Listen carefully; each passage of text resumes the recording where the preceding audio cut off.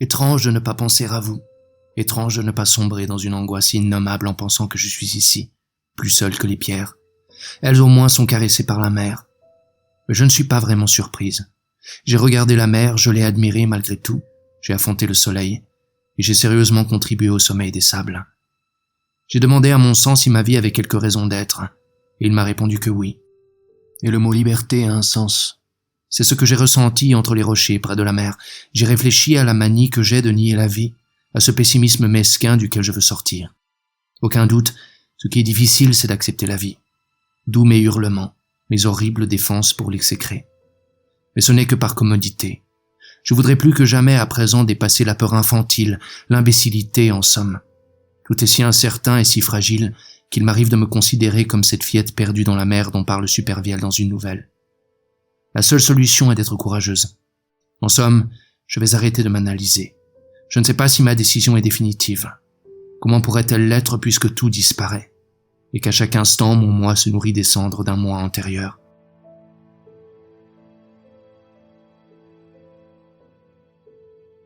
Cher Léon Ostrov, inutile d'expliquer mes silences. Au fond de moi sommeille toujours une attente première d'un changement magique.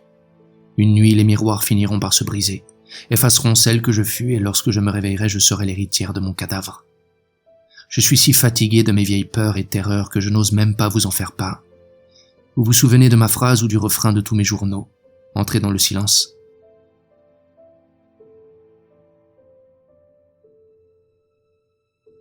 Je me vois maladroite et limitée comme tout le monde et pas le genre précoce auquel vous étiez habitué. L'effort requis pour mener ma petite vie, pour la réaliser de la même façon que les autres, implique chez moi une sorte de renoncement à quelque chose de fabuleux. Il y a de toute façon deux chemins possibles. Continuer à être la petite émerveillée par les ombres, ou m'émerveiller à mon tour sans me soucier d'elle et de son horrible fragilité. C'est comme se promener dans la rue sans rien voir mais en se sentant regarder. Une peur de reine timide. Une terreur survient alors.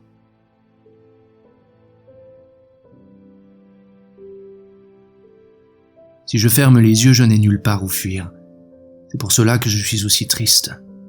Peut-être que les fantasmes absurdes de mon adolescence et les amours inventés étaient ce qui me conduisait à la réalité.